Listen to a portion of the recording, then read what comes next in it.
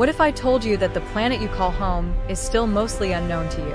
What if I told you that humans know more about the surface of the moon than the depths of the ocean right beneath us? From space, Earth looks blue. Not green, not brown, but blue, because nearly 3/4 of this planet is covered by water. And yet, almost everything we study, build, explore, and understand exists on the small portion we call land. The truth is uncomfortable. We live on a water planet, but we behave like the ocean doesn't matter. Today, we're going to change that. Today, we're going to dive deep, far beyond human limits, into the darkest and most unexplored place on Earth, to understand just how deep the ocean really is and why humanity has barely scratched its surface. Most people grow up believing that Earth is dominated by land. Cities, roads, mountains, forests. But this belief is an illusion created by where we live. In reality, more than 90% of all life on Earth exists underwater. Fish, plankton, microorganisms, deep-sea creatures, entire ecosystems that humans rarely see. Humans, animals, insects, everything on land combined makes up only a tiny fraction of life on this planet. Even today, there are places on land that no human has ever stepped on, but those places are nothing compared to the vast unexplored regions of the ocean. Scientists estimate that we have explored less than 5% of the world's oceans. That means 95% of the ocean remains unmapped, unseen, and largely unknown. This is why scientists hesitate before declaring certain marine species extinct. Because if we haven't explored the full ocean, how can we say with certainty that something no longer exists?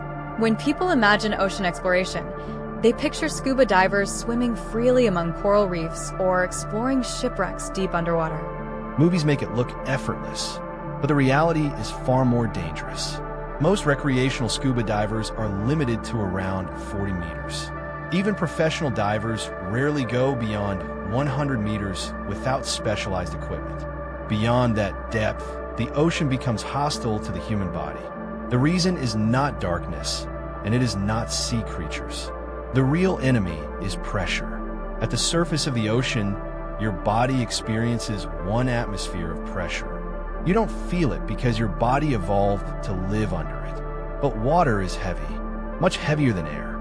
For every 10 meters you descend underwater, the pressure increases by 1 atmosphere. At 10 meters, the pressure doubles.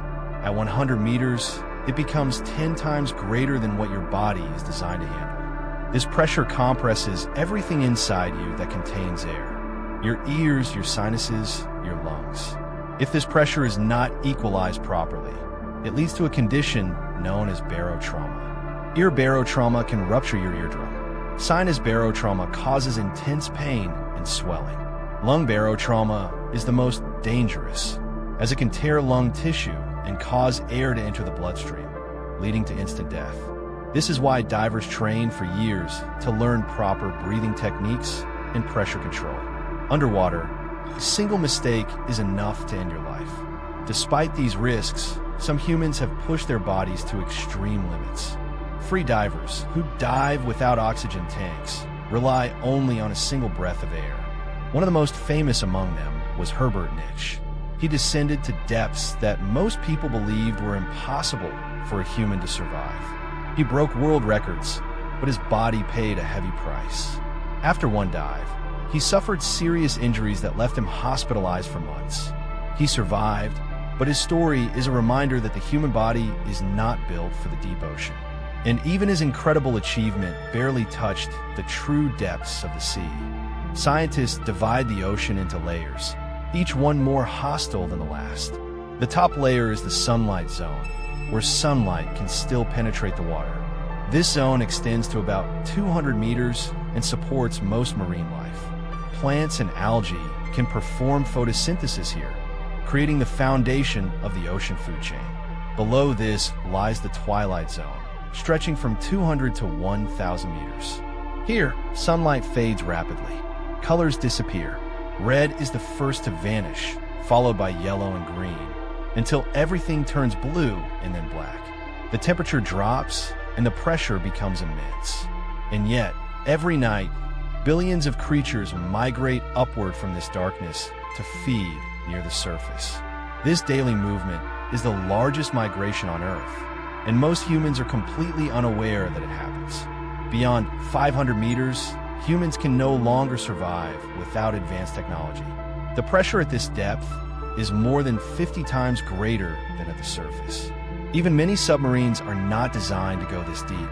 Light is gone, the water is near freezing, and the pressure is strong enough to crush steel. This is where the ocean begins to feel alien, like a different planet hidden beneath our own.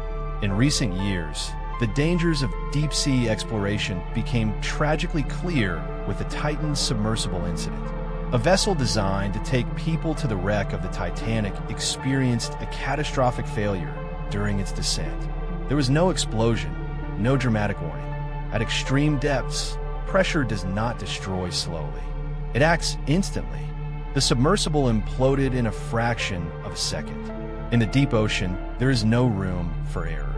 Technology must be perfect because the ocean shows no mercy. Below 1,000 meters lies the aphotic zone, a place of complete darkness. No sunlight has ever reached this depth. The temperature is close to freezing, and the pressure is unimaginable. And yet, life exists even here. Strange creatures have evolved to survive without light. Some produce their own light through bioluminescence. Others have enormous eyes designed to detect even the faintest glow. Giant squids roam these depths, rarely seen by humans. Their eyes are as large as dinner plates, built to sense movement in total darkness. These creatures do not chase prey. They wait patiently, conserving energy in a world where food is scarce. Some animals are perfectly adapted to this extreme environment. The leatherback sea turtle can dive more than 1,200 meters deep. It weighs hundreds of kilograms and survives pressure that would instantly crush a human. Its body is flexible rather than rigid, allowing it to compress without breaking.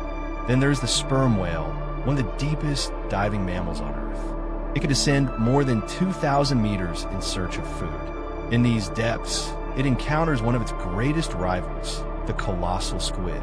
Scars found on sperm whales tell the story of violent battles fought in total darkness, far beyond human reach. These encounters happen every day, unseen and undocumented. At the very bottom of the ocean lies the Hadal Zone, named after Hades, the underworld. This zone begins at around 6,000 meters and includes the deepest trenches on Earth. The deepest known point is the Mariana Trench, nearly 11,000 meters below the surface.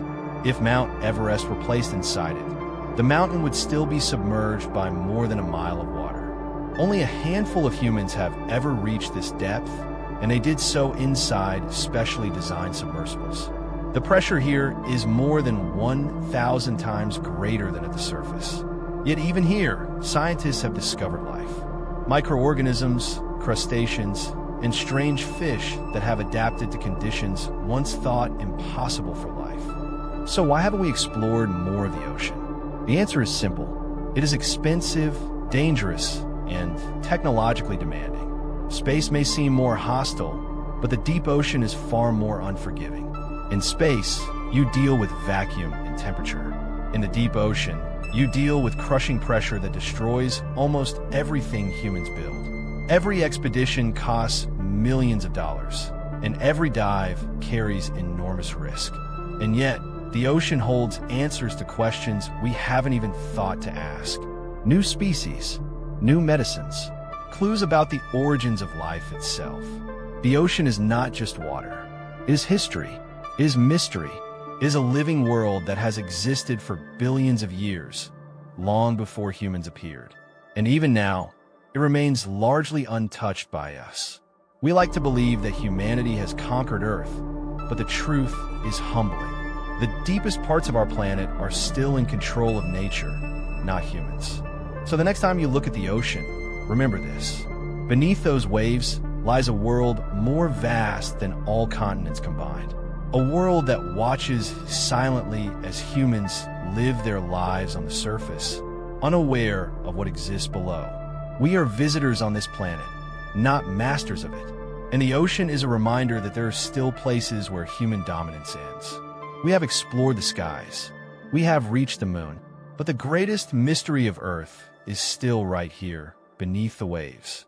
And perhaps some places are meant to remain unexplored. Because the deeper you go, the clearer it becomes. The ocean does not belong to us. We belong to it.